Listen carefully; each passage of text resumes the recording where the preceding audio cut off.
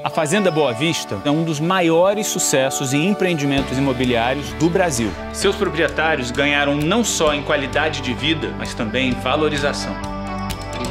A JHSF traz o Boa Vista Village com amenities inéditas como campo de golfe de 18 buracos por Rees Jones, clube de surf exclusivo para membros, uma estrutura incomparável de tênis.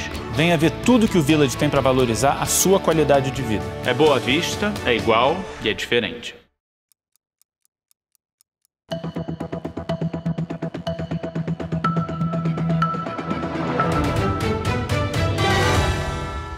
Olá a todos, sejam muito bem-vindos a mais uma edição do Amarela Zona Air, programa de entrevistas de Veja.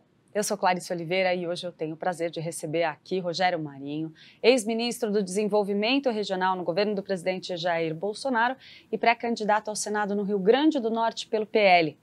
Ministro, muito obrigada pela presença aqui, é um prazer enorme receber o senhor. Obrigado, Clarissa, prazer é meu. Espero que tenhamos aqui uma boa oportunidade de conversarmos a respeito do Brasil, do Nordeste e do meu estado. Como de costume, me acompanham nesta entrevista dois outros jornalistas. Vanessa de Sevo, que é coordenadora de jornalismo da Rádio Nova Brasil, e também Vitor Irajá, que é repórter de economia de Veja. Ministro, eu queria abrir aqui a nossa conversa com um assunto que acabou gerando muita polêmica desde o último fim de semana, que foi um assassinato que aconteceu em Foz do Iguaçu, na qual um militante bolsonarista acabou atirando e matando um petista, que na verdade era tesoureiro do partido, um guarda civil. Isso tudo acabou provocando uma repercussão enorme nas redes sociais e também mobilizando as campanhas presidenciais.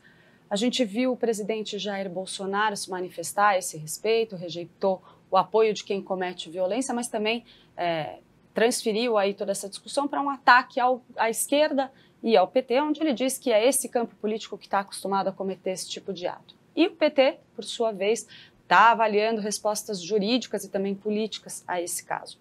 Eu gostaria de trazer aqui para essa nossa discussão a questão da violência na corrida eleitoral deste ano, o risco de a gente ver esse acirramento ideológico se transformar em outros casos como esse. E queria que o senhor fizesse uma avaliação da reação do seu presidente aí a respeito desse caso. Isso. Bom, primeiro, nós todos repudiamos qualquer violência no processo eleitoral. Nesse processo ou em qualquer outro processo. Quem preza a democracia, né, o embate tem que ser de ideias, né, de posições, né, para que a população faça o seu juízo de valor sobre qual é a melhor proposta para que o Brasil continue a avançar ou retroceder dentro do nosso ponto de vista. Então é deplorável o que ocorreu. Agora, é um fato isolado, né, é uma situação circunscrita a uma relação entre duas pessoas que certamente os fatos vão ser elucidados, devem ter algum problema anterior, suponho, né? Porque não é crível, a não ser que seja um problema de psicopatia, alguém entrar no aniversário de uma outra pessoa para atirar. Então, não acredito que seja uma coisa normal. É um fato bizarro, diferente e todos nós repudiamos, como o presidente o fez. Agora, o presidente foi uma pessoa que sofreu uma violência política muito grave. Ele, por ocasião da eleição de 2018, ele foi esfaqueado. Até hoje, você vê nas redes a teoria de que a facada foi fake. Não existe maior agressão a alguém que levou uma facada que quase morre, depois fez 3 ou 4 operações, do que você vê uma militância de um grupamento adversário dizer que aquilo não ocorreu. Então, eu acho que é necessário que os ânimos sejam serenados. Eu acho que o presidente agiu bem na hora em que renega qualquer possibilidade de ser apoiado por quem comete atos de violência. O seu histórico como presidente da República e antes é de repudiar esses atos. O presidente sempre tem dito que vai jogar dentro das 4 linhas da Constituição, frase do presidente, dentro do Estado de Direito. E é dessa maneira que eu espero que o pleito eleitoral transcorra. Que o embate necessário, saudável, aconteça no campo das ideias. Mas o fato, ministro, do presidente Jair Bolsonaro, sempre incentivar o armamento da população, não pode acabar causando, aí, incentivando esse tipo de conflito político? Por exemplo, vou citar uma frase que o presidente diz sempre, que um povo armado jamais será escravizado, né? Isso ele diz com frequência.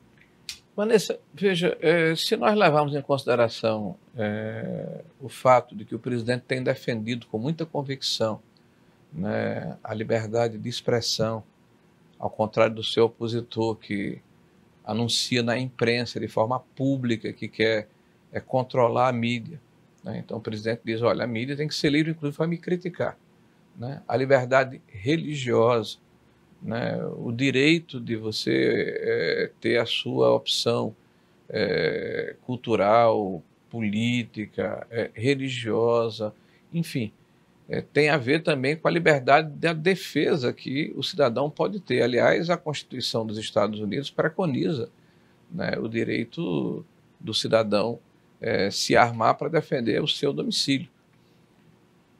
Um fato que me parece muito, muito forte, né, e aí a gente tem que se debruçar sobre ele, é que de 2018 para cá, a redução no número de crimes no Brasil decaiu em mais de 30%, 34%, 35%.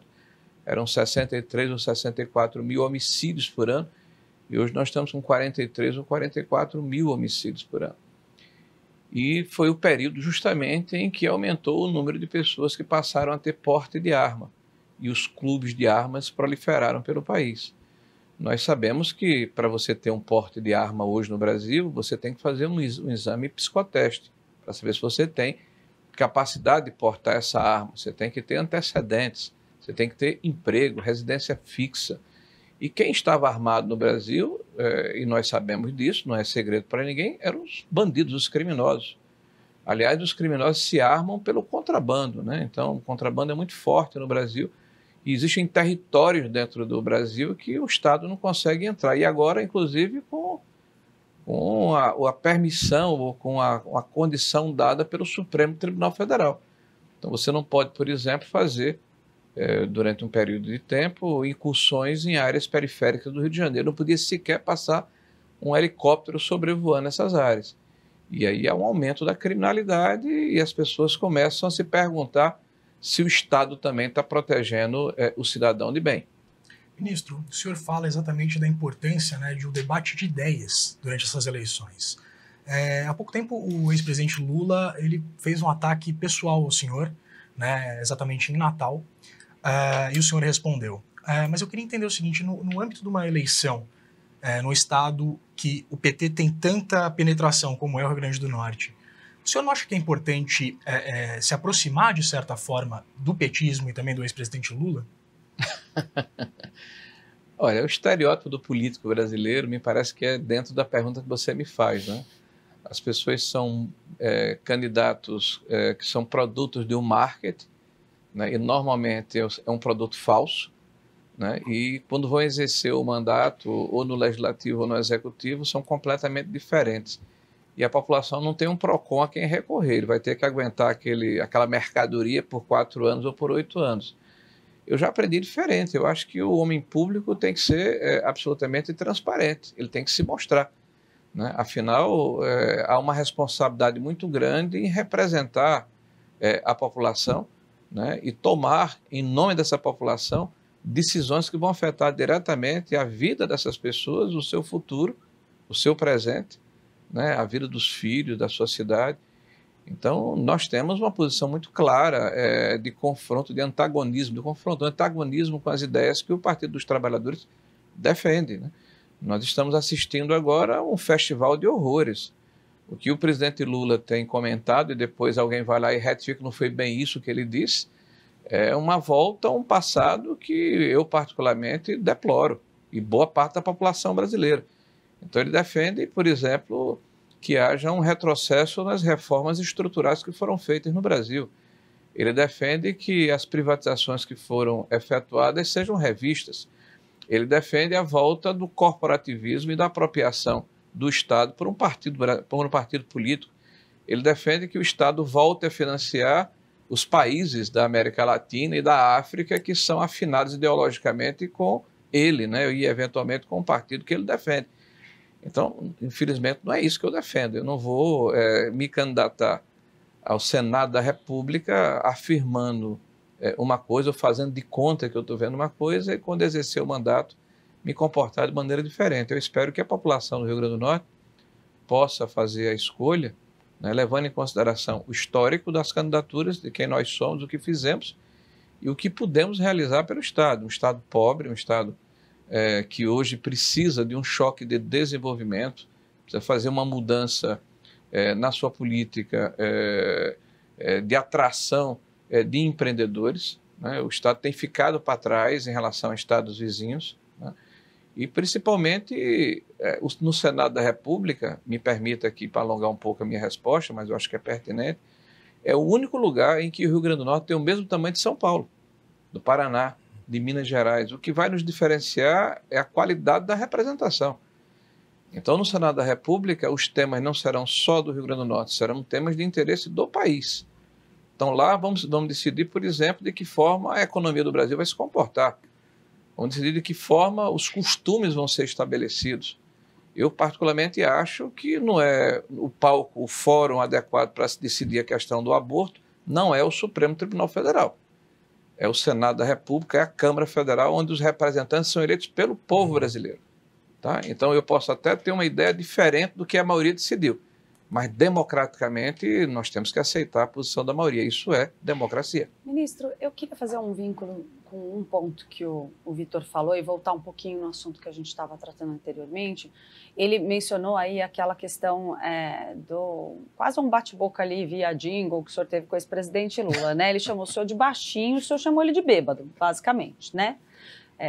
Aliás, textualmente, né, ministro? Eu não, foi um jingle. Bom, mas é um jingle da sua campanha não, que representa o senhor. Não, foi eu que fiz, não. Bom, de qualquer forma, um jingle representando o senhor, a gente vê isso não, a gente não está observando, e aí puxando um pouco essa questão da violência, uma agressividade muito grande já nessa fase da campanha, onde o debate está saindo um pouco do campo de ideias para ir para um baixo nível aí, né, ministro? Acho que mesmo que seja só pegar a declaração do ex-presidente Lula, chegar e chamar o senhor de baixinho, como se isso fosse mas como se isso fosse relevante para a questão gerencial, né? Não vamos mudar, fingir que não existe aí um ataque pessoal, né? Então a gente está vendo ataques pessoais, acontece um crime que o senhor mesmo descreveu como um caso pontual, pelo qual o presidente Jair Bolsonaro não pode ser culpado, mas aí o presidente vai lá, faz um ataque à esquerda inteira, dizendo, olha, vocês é que fazem esse tipo de coisa, a gente não faz.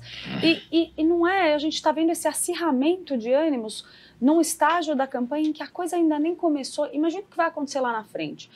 O que a gente pode esperar? Talvez a gente não esteja caminhando para um caminho perigoso, que pode culminar, inclusive, num acirramento das tensões forte demais para essa campanha eleitoral?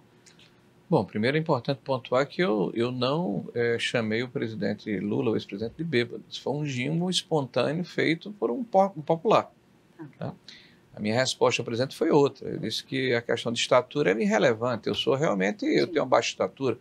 Eu tenho 1,69 m, ele tem 1,68 m, né? Sou até mais alto do que ele, né? O problema é a estatura moral. Essa é a estatura que interessa ao povo brasileiro. Então, eu não o chamei de bêbado, nem o chamaria em respeito ao cargo que ele ocupou. Não entro nesse tipo de bate-boca. O jingle não fui eu que fiz, nem estimulei, nem paguei, nem propaguei, nem coloquei nas minhas redes sociais. Então, esse é um ponto. A outra questão é que é verdade que toda ação normalmente gera uma reação. O que o presidente disse, talvez, de uma forma mais forte, é um fato. Né? Se você verificar o histórico dos movimentos de esquerda no Brasil, o próprio MST fez ao longo de várias décadas um processo de ocupação das terras produtivas de uma forma absolutamente belicosa, né? Destruindo propriedade privada, destruindo plantações, incendiando tratores, expulsando pessoas com foices, né? Então, ele não está realmente dizendo nada que não seja verdadeiro. Se você chegar aqui na Avenida Paulista ou em qualquer lugar de São Paulo e for presenciar uma manifestação da esquerda, os batalhões de choque aqui, a Rotam e etc. de São Paulo, estão mobilizados porque sabe que quando termina no meio da manifestação, vai ter quebra-quebra. Né? Vão depredar, vão quebrar vidraças. Então, é dessa forma que a esquerda tem se comportado, ao contrário, né, das pessoas que estão à direita do espectro político no Brasil. Então, ele disse uma obviedade. Agora, a questão do acirramento, né, dos ânimos, você tem razão. Todos nós temos que ter a responsabilidade de distensionar. Não interessa para ninguém que a campanha eleitoral descambe numa batalha campal, né? Nós sabemos a responsabilidade que é exercer o processo democrático, né? Eu passei 12 anos na oposição ao PT como deputado federal, sentado numa bancada e fazendo a minha parte de oposição sem que isso denigrisse a minha postura, a minha imagem, a minha atuação no Estado, representando o Estado do Nordeste, que como vocês sabem, tem uma predominância de partidos de esquerda. Tá? E em nenhum momento eu parti para fazer a adjetivação de quem quer que fosse, desqualificar de quem quer que fosse. Agora, fiz a minha parte de fazer as denúncias, de fazer as críticas, de fazer um embate de ideias, né, em relação à forma como o país estava sendo conduzido. E eu espero que essa seja a postura, né, daqueles que fazem oposição. Mas nós estamos vendo hoje, eu diria, uma escalada ao contrário. Porque não é o presidente da República, por exemplo, que está mandando prender jornalistas. Não é o presidente da República, por exemplo, que está desmonetizando páginas na internet de pessoas que os criticam.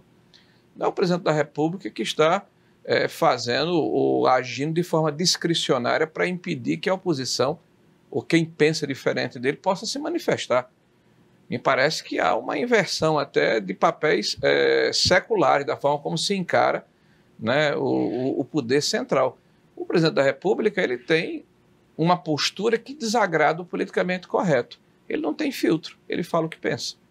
E nós, sociedade brasileira, né, nós, sociedade brasileira, estamos desacostumados com esse tipo de postura. Nós estamos mais acostumados, Vanessa, com alguém que senta numa cadeira e pensa tanto para falar que não fala a verdade, que fala o que a população precisa ou quer escutar. O presidente já disse que era preciso fuzilar a petralhada. Não, é isso que está sendo usado. Nós sabemos, e você sabe fazer o filtro, né, que isso é uma questão figurada e superlativa. Ele fuzilar no sentido de ganhar a eleição, de retirar as pessoas do poder. Ele não falou no sentido de matar, de dizimar. Aliás, vou reiterar, quem sofreu violência política foi o presidente, que foi esfaqueado. Agora, na esteira do que a Clarissa está dizendo, ministro, eu me lembrei do presidente do TSE, o Edson Fachin, que disse recentemente que nós já temos tensão, temos violência, agora temos uma tragédia. Ainda estamos na pré-campanha. Em relação ao quê? Em relação aos conflitos políticos. Senhor, como ele disse, o Edson Fachin, nós corremos o risco de ter uma invasão ao Congresso, como teve nos Estados Unidos, já que o senhor citou também a legislação americana que garante aí o cidadão andar armado. O senhor acredita que nós podemos chegar a uma situação como essa, por exemplo, uma invasão ao Congresso, como houve lá nos Estados Unidos? Eu quero dizer que eu tenho saudade quando os juízes se manifestavam nos autos dos processos. Quer dizer, o árbitro da eleição, que é o presidente do Tribunal Eleitoral Superior, fazendo declarações políticas que caberiam a líder de oposição ou qualquer outra pessoa na sociedade, e não a um juiz que vai presidir o pleito. Na hora em que nós temos esse tipo de atitude, acirra o processo eventual do que ele eventualmente está combatendo. O senhor acha que o Supremo acaba contribuindo para jogar lenha na fogueira? Eu não vou generalizar, eu falei especificamente em relação à declaração que a Vanessa colocou. Eu acho que na hora em que um juiz não fala dentro dos autos e dá declarações políticas e faz um embate político, naturalmente suscita a reação de quem pensa diferente. Então não vamos estranhar se alguém for lá combater, dizer que está errado. Né? A gente não pode, nesse momento, dizer o seguinte, o cara falou contra o que pensou o ministro do Tribunal Superior Eleitoral, ele está cometendo um crime, porque omitiu opinião também. Essa é a minha preocupação. Eu tenho muita saudade do tempo em que os ministros se manifestavam e falavam dentro dos autos, não davam declarações políticas e não faziam juízo de valor sobre eventuais situações que eles vão julgar no futuro. Ministro, o senhor falou que quer debater ideias, né, exatamente nesse âmbito das eleições. Então eu queria puxar o papo um pouquinho para a economia. Né? O senhor teve um papel importante tanto na reforma da Previdência quanto na reforma trabalhista. apesar de serem matérias que foram importantes para a economia do país, elas não são muito tragáveis, né? Elas não trazem muitos votos. Eu queria entender, né, eu queria fazer, na verdade, duas perguntas. Entender primeiro o desafio de ter tido essa atuação nessas duas reformas e, em segundo lugar, como é que o senhor recebe essas promessas ou ameaças do ex-presidente Lula de rever a reforma trabalhista? Eu gosto de Lula. Olha, eu acredito que o Brasil precisa modernizar o seu escopo legislativo, a sua burocracia, porque o ambiente tem que ser bom para quem quer empreender, porque o recurso, o dinheiro, ele é susceptível, é o bicho mais tímido que existe, é o tal do dinheiro. O mundo está líquido, existe assim um excesso de liquidez no mundo inteiro. E esse recurso vai buscar um pouso seguro, e não apenas fora do Brasil, dentro do Brasil. Tem muita gente aqui com muito recurso, que fica avaliando se o ambiente é confortável, se há segurança jurídica, porque são essas pessoas que geram emprego. O Estado não gera emprego. Não é o governo federal, não é o governo do Estado, não é o governo do município que gera emprego. Quem gera emprego no Brasil é quem empreende, é quem edifica, é quem constrói. Desde aquele cidadão que acorda de 3 horas da manhã, né, e mora na periferia de São Paulo e vai ao Ceasa, escolhe a fruta, bota numa carrocinha e sai mercadejando num bairro, esse é um empreendedor. Até um grande varejista de um atacarejo, até um grande fabricante de autopeças em São Paulo, no Paraná ou em Minas Gerais. Então, esse cidadão tem que sentir que o ambiente em que ele está investindo é um ambiente confortável para ele, né? Então, toda a nossa luta como parlamentar e depois como membro do Executivo e antes como cidadão foi no sentido de desburocratizar o Estado, de simplificar as regras, de torná-las mais confiáveis, mais confortáveis, mais nítidas, né? Então, para mim, é uma missão na minha atividade como político, tá? Eu não tenho nenhuma hesitação de defender o que eu acredito. O Brasil precisava modernizar uma legislação que tinha 70 anos. Eu vou dar um exemplo claro, que vocês todos vão entender bem. Antes da reforma que foi feita em 2017, não existia a normatização para se trabalhar em casa, não tinha o home office ou o teletrabalho. Isso foi feito pela reforma de 2017. Antes de 2017, você não podia dividir em 3 as suas férias. Agora você pode. Você não tinha banco de horas móvel, né? Então você tinha uma legislação de 1943, cara, que era um negócio completamente diferente, era necessária a modificação. A grande mudança que ocorreu na reforma, que gerou toda uma celeuma e uma narrativa contrária, foi que se tirou a obrigatoriedade do imposto sindical, que era o que propiciava toda a sua condição estruturante às centrais sindicais. Então você deixou de ser obrigado a contribuir com um dia do seu trabalho. Você faz isso de forma opcional. Quer contribuir, você pode. Então isso baixou de 4,5 bilhão de real. Eu vou botar até no singular, bilhão, é bilhões, né? De real por ano para 100 milhões de reais. Então isso é toda a raiva que gerou. As narrativas são tão frágeis. Porque a reforma tirou emprego. Se você pegar um marco temporal, eu estou dizendo aqui para qualquer um, estou desafiando qualquer um depois a ver os dados que eu estou dizendo aqui, tá? Joga 5 anos para trás, até 2012, e joga 5 anos para frente. Para trás, menos 1.700.000 empregos. Não tinha pandemia, não tinha guerra, não tinha crise hídrica. Tinha um governo ineficiente, incapaz, perdulário, que aparelhou o Estado, que praticou corrupção endêmica. Aí existia. Então isso ceifou quase 1.700.000 empregos no Brasil, dado do CAGED. De 2017 até hoje, quase 4.300.000 novos postos de trabalho. Bom, foi a legislação? Não só. Porque não é uma legislação que gera emprego. A pessoa, para tomar a decisão de contratar alguém, ele vai avaliar o risco. Isso gera um passivo para mim ou um ativo? Então, uma série de problemas foram resolvidos. As normas regulamentadoras de segurança e saúde do trabalho no Brasil são 36. Nós pegamos, em um ano, eliminamos 6.000 tipos de multa. Eu vou dar um exemplo só. Num banheiro, Clarice, tinha 45 tipos diferentes de multa.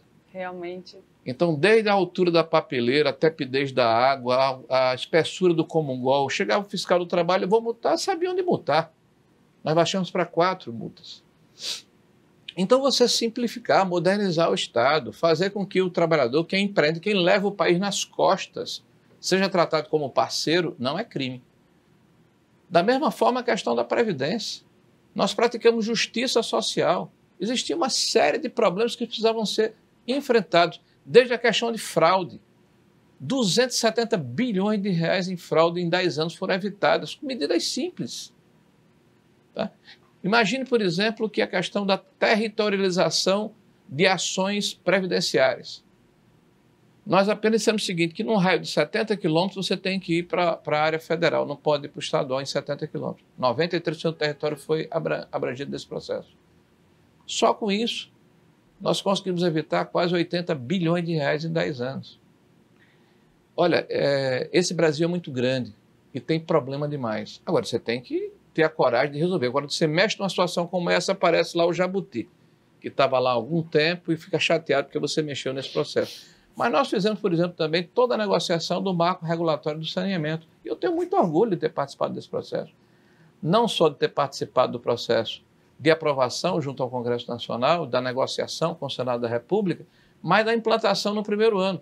No primeiro ano, o volume de recursos, né, que nós levantamos com os leilões aumentou em 1000% o volume de investimento. Então, de um ano para o outro, saiu de 5 bilhões de reais por ano para 50.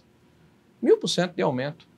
E o que é que significa isso? A gente está falando em bilhão. Que 9 milhões e 200 mil pessoas no Brasil nos próximos 10 anos vão ter tratamento de esgoto.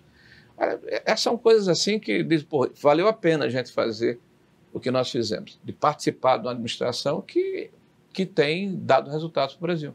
Agora, ministro, o senhor acredita que o governo do presidente Jair Bolsonaro está conseguindo transmitir isso para a população? Porque por mais que a gente recebe o senhor aqui, também já recebemos outros representantes do governo que elencam uma série de conquistas que foram feitas, mas quando a gente olha a estratégia que está sendo conduzida pelo presidente Jair Bolsonaro para tentar garantir um segundo turno e vencer a eleição, a gente vê um movimento populista de medidas como, por exemplo, esse aumento do Auxílio Brasil para R$600, esse pacote aí que está sendo votado esta semana, que traz um mega pacote de benesses que estão sendo encaradas como eleitoreiras, com muita razão, porque elas vão durar até o fim do ano, elas não têm nem sequer uma durabilidade, pensando no futuro, voucher para caminhoneiro, para taxista. Se há o que mostrar, por que a gente vê o governo fazendo esse movimento populista mesmo, que foi tão criticado por toda a base bolsonarista lá atrás, na época da eleição, por exemplo? Há um momento, eu acho que a questão é o momento a ser colocado em prática uma ação como essa. Eu acho que tardou um pouco. Né? Ela poderia ter sido feita, por exemplo, em março desse ano ou no ano passado. Mas ela PEC, o senhor está falando, essa proposta de emenda constitucional. Toda essa a PEC que você acabou de falar, tá. A PEC. Né? Porque nós estamos vivendo um momento que, se você pensar um pouco, há 100 anos o mundo não viu o que vai acontecer agora. Então, quando perguntaram como é que foi o governo do presidente Bolsonaro, não, foi tranquilo. Aconteceu uma pandemia que a última vez que aconteceu foi em 1918 com a gripe espanhola. Aconteceu uma guerra entre a Rússia e a Ucrânia que impactou toda a cadeia logística do mundo inteiro, tá? E gerou uma crise energética e uma crise de alimentos com repercussões no mundo inteiro, no Brasil também. Houve uma crise hídrica no final de 2020 e 2021, né? Desculpe, em 2021 e no começo desse ano, que praticamente diminuiu a atividade econômica, a gente teve que redirecionar uma série de investimentos e de ações governamentais. Então, não é um governo que esteja passando por um momento comum. Tá? O governo foi desafiado e, mesmo assim, tomou medidas que são reconhecidas internacionalmente, não localmente, como as mais exitosas de um país da mesma dimensão do Brasil, mesma condição econômica do mundo. Um programa de auxílio aos fragilizados do ponto de vista social e econômico, de impedir que a população fosse vítima do desemprego forçado. Quase 11 milhões de pessoas foram beneficiadas porque o governo pagou parte do salário dessas pessoas. impediu que os municípios e estados diminuíssem a qualidade dos serviços ofertados aos munícipes com recursos para evitar que houvesse diminuição da receita de ICMS, né, e de FPM, de FPE e de ISS. Né. Ajudou fortemente na área de saúde, dando recursos para as prefeituras, comprando equipamentos, trazendo a vacina. Então, esse foi um governo que enfrentou o problema. Só que a crise permaneceu. Ela não foi episódica e circunstancial. Em 2021, houve uma segunda onda da Covid, uma terceira onda da Covid, e quando nós estávamos preparando a retomada, uma guerra. Então, o estado de emergência se transformou no estado de calamidade. Então, a discussão que o governo teve internamente sempre foi, olha, nós não podemos deixar ninguém para trás. Nós temos uma política de responsabilidade fiscal que está sendo preservada, mas, ao mesmo tempo, temos a necessidade de ajudar aqueles que estão mais fragilizados. Por isso a PEC aconteceu, demorou a ser gestada dentro do governo por essa diferença de pontos de vista. Agora, vamos lá. O governo ano passado arrecadou 120 bilhões de reais a mais do que estava previsto dentro do orçamento. E esse ano a previsão é 212 bilhões. Sabe quanto é que nós vamos gastar com essa PEC? Tem ideia? 41 bilhões. Então nós vamos ter 180 bilhões de reais acima do que estava previsto. Qual é o problema fiscal que vai acontecer no Brasil? A relação dívida-PIB no Brasil, quando nós entramos no governo em 2019, era 77%, 78%. Nós vamos entregar com 75%. Com guerra, com pandemia, com auxílio. Esse país está fazendo um esforço e uma ação que deveria ser reconhecida nacionalmente, porque é internacionalmente. Nosso Banco Central, por exemplo, está ganhando prêmios internacionais como de maior efetividade da sua política monetária. Nós estamos com absoluta rigidez e controle da condição fiscal. Quem está jogando contra está fazendo especulação. Mas, ministro, há uma PEC que rompe, que contradiz a legislação eleitoral baseada na decretação de um estado de emergência e que cria benefícios que só vão durar até o fim do ano. Por que então não fazer isso como uma política permanente? Por que o senhor admitiu que houve uma demora, né, do governo, segundo o senhor, em implementar essas medidas? Mas o fato é que essas medidas não são permanentes, não é só um atraso, elas são pontuais, elas vão durar apenas alguns meses, garantindo a reeleição do presidente Jair Bolsonaro, pelo menos é o que o governo espera, e depois não há continuidade. Em vez disso, pode haver um buraco nas contas públicas a ser tratado, incluir, por exemplo, zerar a fila de espera que a gente vê no Auxílio Brasil. Claro, uma medida super importante. A pergunta é, o governo tem condições de continuar pagando essa conta a partir do ano que vem? Bom, vamos lá. Primeiro, é evidente que esse é um processo de calamidade, ela é circunstancial e episódica, então é impossível você, dentro de um processo de emergência ou de calamidade, fazer políticas permanentes. Aí você contradiria a própria legislação. Aí sim, a Constituição brasileira. Tá? Outra coisa, existe uma hierarquia nas leis. A lei é um consentimento comum, Vanessa. A lei existe até que uma outra lei a supere. Tá? Infelizmente ou felizmente, o processo democrático pode ser um processo imperfeito, complicado, mas é o melhor sistema de representação que a humanidade tem. E para você mudar uma lei, é uma outra lei. E um consentimento comum, formado pelas maiorias das duas casas, e no caso específico, por 2/3 que é a Constituição brasileira. Inclusive a oposição. A gente tem que reconhecer que a oposição está votando massivamente da Constituição brasileira. Então não há ilegalidade nenhuma. Mas a oposição diz claramente que tem medo do impacto eleitoral. Bom, se tem, vote contra, né? Então deixe de espernear e vote contra, né? Então, aí é jogo político. Bom, então se a Constituição é modificada, não tem nada de ilegal. E nós vamos combinar aqui entre nós que a própria oposição reconhece que nós estamos num momento de fragilidade econômica causada pelo aumento excessivo da inflação e dos preços de combustível e de energia. E quem sofre com isso é a grande maioria da população brasileira, que ganha abaixo de 2 salários mínimos. Então, independente da eleição, o governo tem que agir. Vamos esperar a eleição para socorrer aqueles que morreram de fome durante 3 meses. Puxa vida, também é uma questão que a gente tem que discutir do ponto de vista moral. Então, é o copo meio cheio e meio vazio. Você pode olhar da maneira que você lhe convier. Agora, que a discussão já existe desde o final do ano passado dentro do governo, por que não aconteceu logo? Porque existem pontos de vista antagônicos. E é um processo de amadurecimento da própria proposta que iria ser apresentada. É a divergência interna do governo que atrapalha? Porque o senhor já teve as suas brigas ali Mas também, né? Qualquer governo tem divergência, é natural, porque se o governo fosse uma reunião de derviches ou de lagartixas, né, então não seria um governo, né, seria o quê? Um convento de freiras ou coisa parecida. Então não é assim que funciona. Eu aposto que as freiras brigam também. Mas talvez não tanto quanto o senhor e alguns outros ministros. Eu vou mudar essa analogia, tirar as freiras, vamos falar de derviches, né? Aquelas pessoas que estão todas organizadas, balançando a cabeça sem contraditar o mestre. Então é natural, qualquer grupo de pessoas tem as suas posições e coloca as posições para serem contraditadas. Vou fazer uma provocação exatamente nesse sentido, né? O senhor protagonizou ali uma rivalidade, vamos colocar assim, com o ministro Guedes durante boa parte do governo. O senhor havia sido secretário dele, né, anteriormente. E logo depois, principalmente depois da pandemia, houve uma divergência de leitura em relação ao que era necessário para o país. O senhor comentou que o ambiente fiscal está arrumado. Seria por causa da atuação do ministro Guedes? Também, claro. Até porque ele é o responsável pela política fiscal. O Banco Central pela política monetária. Então, uma série de medidas que foram tomadas do ponto de vista da rigidez, da ortodoxia fiscal, deram certo. Inclusive com a nossa ajuda, a reforma da Previdência, por exemplo. Né? A venda de uma série de ativos, a diminuição da despesa do Estado, o congelamento dos salários dos funcionários públicos federais.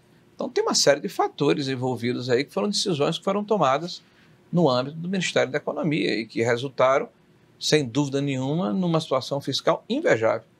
O Brasil vai chegar ao final do ano com a inflação em torno de 7,5% a 7,6% anualizado. Provavelmente nós teremos esse ano, anota o que eu vou dizer, viu, Clarice? Uma inflação menor do que os Estados Unidos, do que a Europa. Isso é inusitado.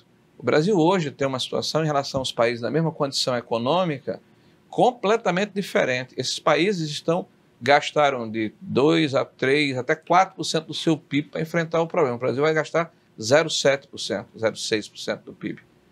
Né? E nós estamos resolvendo os problemas. É claro que existe uma série de situações que precisam ser atingidas e atacadas. Qual é a minha grande divergência e que, na verdade, é absolutamente normal? Eu acredito que é necessário combater desigualdades regionais e que é necessário resgatar o poder de investimento do Estado brasileiro, mas é uma discussão que deve ocorrer num próximo governo. Tá? E, ministro, por falar nisso, né, reduzir as desigualdades, o seu Estado, Rio Grande do Norte, o que está faltando para o agronegócio alavancar lá? Seria o quê? Segurança hídrica? Mas o que está faltando no Estado do Rio Grande do Norte é que o oásis, que é, por exemplo, a região de Baraúnas e Mossoró, onde nós temos plantações de melão, que é o maior produtor do mundo, tem uma plantação lá que produz hoje 1 milhão de frutos por dia.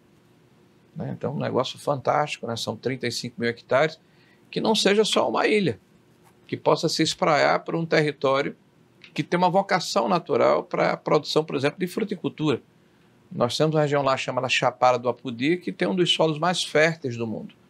E que agora, com a construção do canal do Apodi, uma obra que já foi iniciada, vai agregar de 50 a 55 mil hectares irrigados nos próximos 3 ou 4 anos.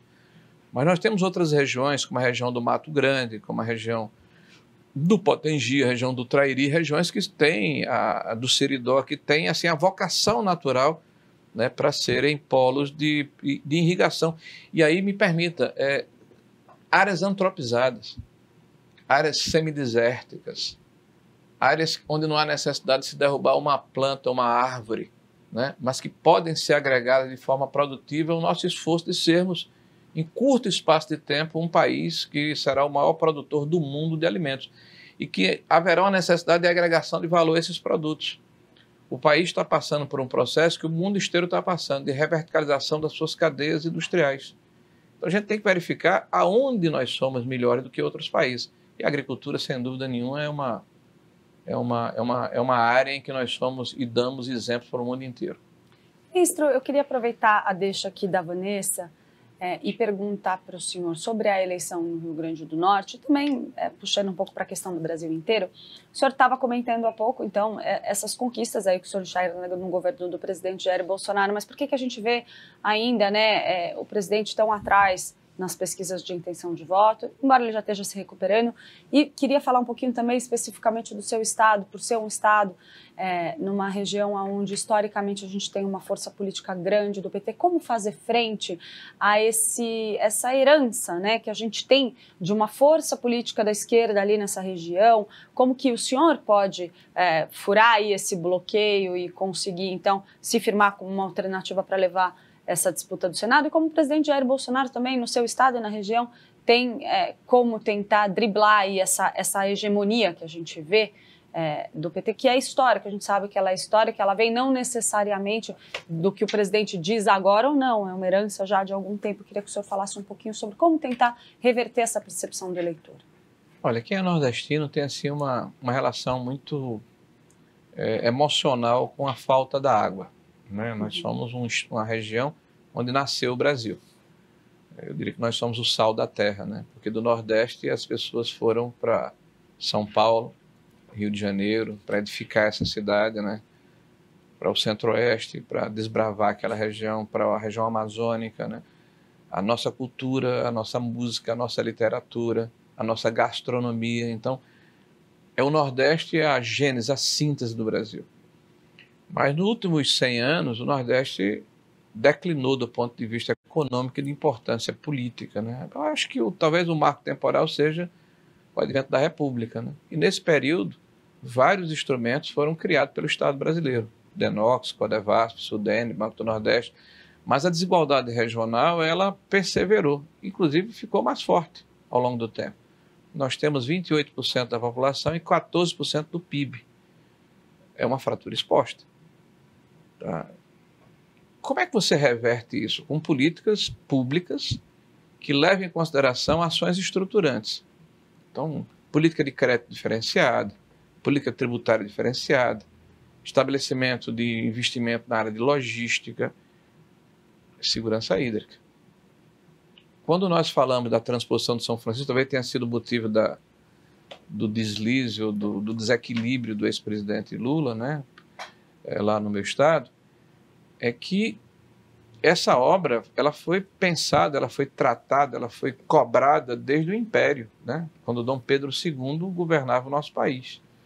Foram os senadores do Ceará, a partir de Crato, né, que fizeram essa reivindicação no Congresso Nacional. E muito se falou e muito se pensou. E é fato que ela começa a ser edificada em 2007 no governo, então, presidente Lula. Só que o prazo eram 4 anos. E o escopo da obra eram quase 700 quilômetros. O tempo passou, os 4 anos se transformaram em quase 16. O valor inicial foi quadruplicado, 4 vezes mais caro. E o mais importante, parte dessa obra ficou pela metade. Então, 230, 240 quilômetros foram subtraídos, que são os canais do Salgado, lá no Ceará, o canal do Apudi, que falei há pouco recentemente, na Paraíba, Rio Grande do Norte e Ceará, e o canal do Agreste Pernambucano, mais de 200 quilômetros de extensão. Nós estamos falando de uma obra que, se você começar lá pelo Xingó, que nós demos a ordem de serviço para fazer o projeto executivo, e agora terminando a licitação, em Sergipe, né, o canal do Sertão Baiano, que começa lá em Juazeiro, adentra lá aquela região de Canudo, do Arraial de Canudo, de Antônio Conselheiro, que fez aquela célebre profecia que o sertão ia virar mar, né, até a adutora de Alagoas, né, as vertentes litorâneas na Paraíba, né, o canal do Sertão Pernambucano, né, a transposição chegando ao Cinturão das Águas no Ceará e até o Rio Grande do Norte. Nós estamos falando de mais de 3.000 quilômetros de canais. De uma obra que nós encaramos com muita dedicação, porque o presidente nos deu essa orientação. Olha, retome a obra e conclua. Nós temos 600 e tantas intervenções de reconstrução. Mas o ex-presidente Lula vai tentar reivindicar a autoria dessa obra, Bom, né? Ele só fez 17% da obra. Né? Menos de 17% da obra foi o que ele pagou. Mas a hora que ele vai lá e fala isso para a população e o senhor vai lá e fala, olha, a gente concluiu, como ganhar essa briga? Porque a gente vê uma dificuldade maior do governo do presidente Jair Bolsonaro levar essa informação. O fato é o seguinte, quem idealizou foi Dom Pedro e quem concluiu foi Jair Bolsonaro. Agora, é evidente que a narrativa é livre e essa obra não tem dono. ela pertence ao povo brasileiro, em especial ao povo nordestino. Porque essa segurança hídrica, água tratada de qualidade, é tão importante para a gente que eu me emociono quando falo. Porque a água não é só água para beber. É água, por exemplo, para diminuir a mortalidade infantil. É água para tirar a pressão sobre o sistema de saúde. É água para permitir a instalação da indústria, do comércio, do perímetro irrigado. É água para transformar de uma forma definitiva aquela região. Isso não é pouca coisa para a gente. Não é à toa que alguém está desequilibrado porque perdeu a paternidade do processo. Agora, quando você olha o nosso estado e olha a região do Nordeste, há uma necessidade da informação. Por exemplo, o Auxílio Brasil, que não é mais a Bolsa Família, 14 milhões de famílias percebiam o Auxílio Brasil, hoje quase 19 milhões recebem. O Auxílio Brasil tinha menos de R$200 per capita, agora está em 400, vai para R$600. Mas o cartão da pessoa que recebe na ponta está lá escrito Bolsa Família.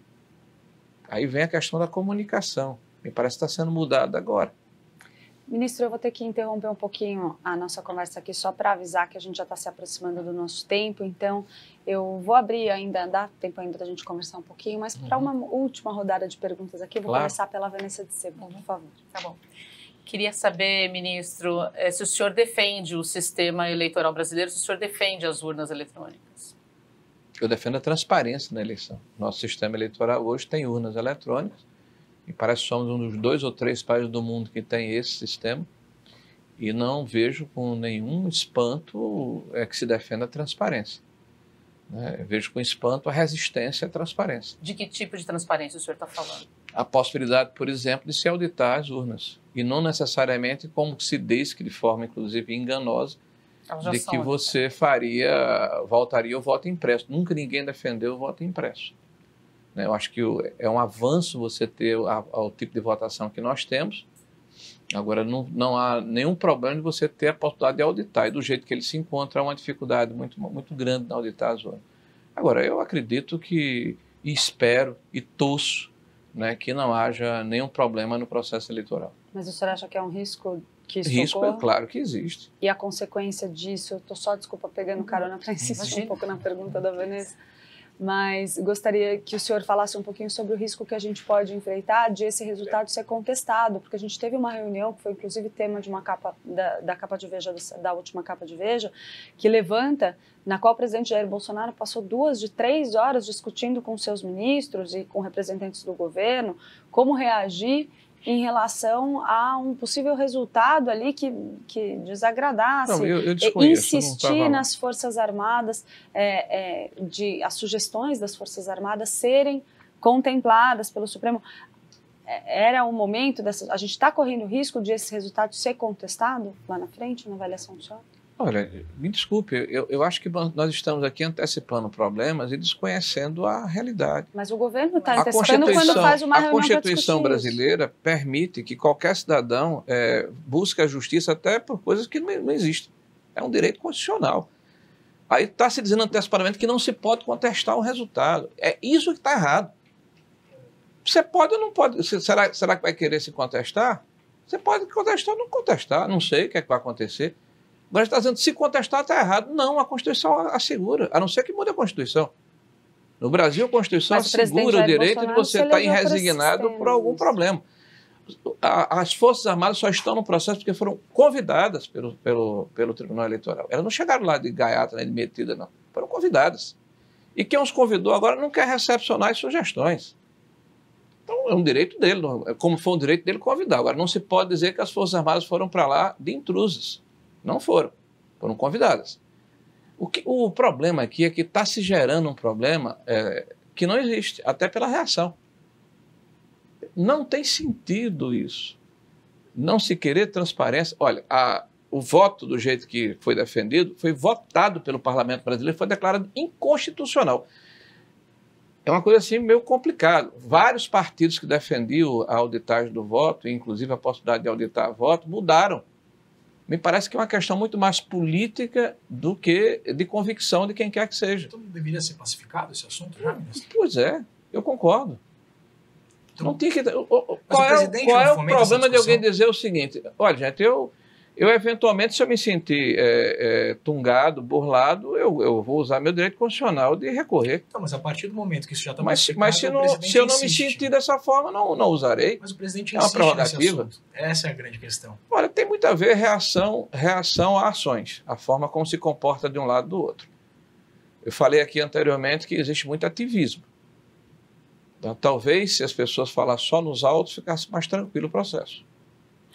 Ministro, eu acho que dá tempo ainda do Vitor fazer mais uma pergunta que seja sobre o tema. Fica à vontade, Vitor. Ministro, eu queria falar exatamente sobre teto de gastos, né? Porque o senhor é um defensor... Está faltando, Zé.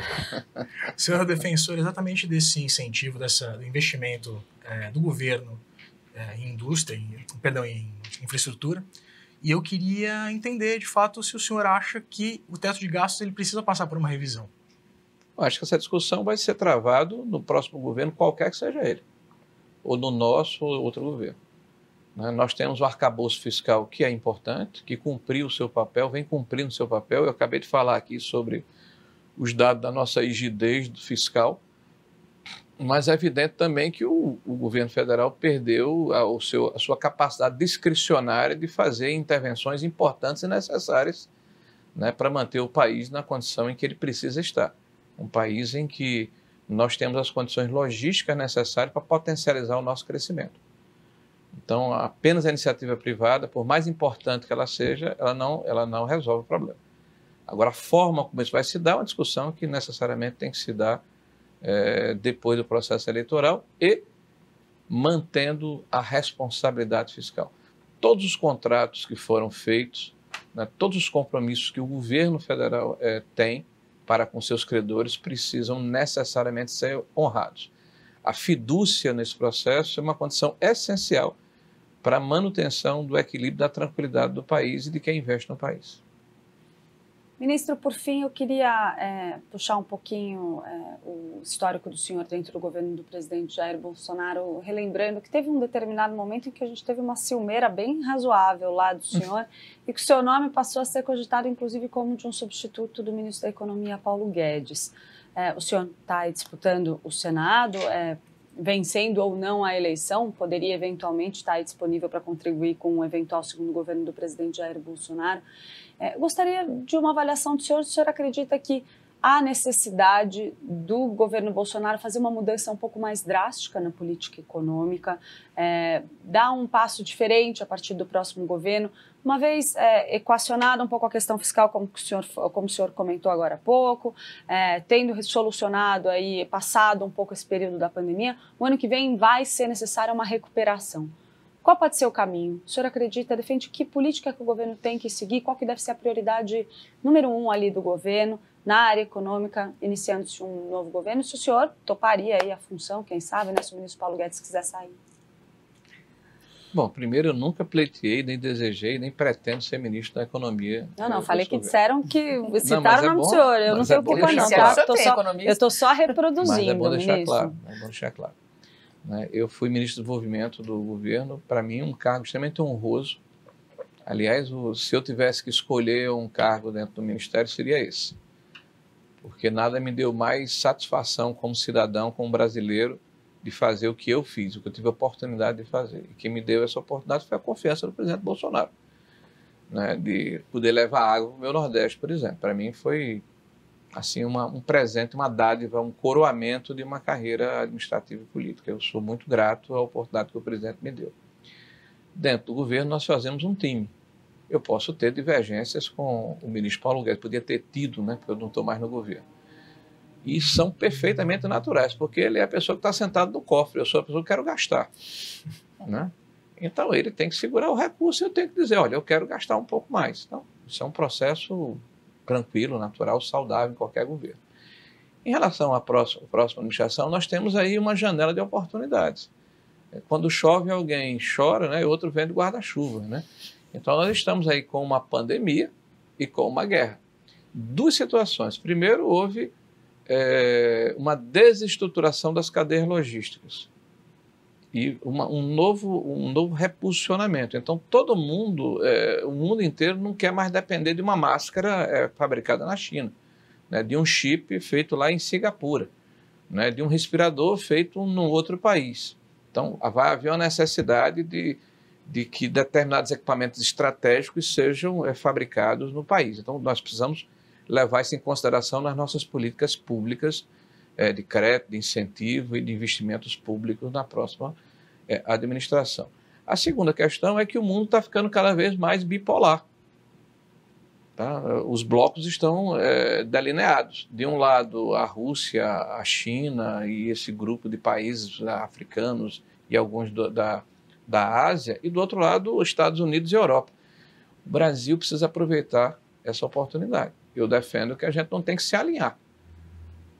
Tá? A gente tem que aproveitar esse momento para crescer, para ter maior representatividade, para se reindustrializar, né? Para atacar nossas desigualdades regionais, para fazer dentro do Brasil aqui as cadeias produtivas que vão nos tornar mais relevantes no cenário internacional. Tá? E eu acredito muito que no segundo governo do presidente Bolsonaro isso vai acontecer com muita assertividade, porque as condições foram construídas no primeiro. Ministro, infelizmente nosso tempo acabou. Queria agradecer muito a presença aqui do senhor, foi um prazer recebê-lo. Obrigado também pela oportunidade. Obrigado a todos, Vitor, Vanessa. Queria também agradecer a presença dos meus colegas aqui, a Vanessa de Sevo e o Vitor Irajá. E aproveitando, mais uma vez eu quero agradecer a todos vocês que acompanharam mais essa entrevista do Amarellas On Air. Lembrando que esse programa é um oferecimento da JHSF, que a gente volta sempre todas as semanas com um entrevistado diferente. Eu estou de volta com vocês aqui na semana que vem. Uma boa semana a todos e até lá.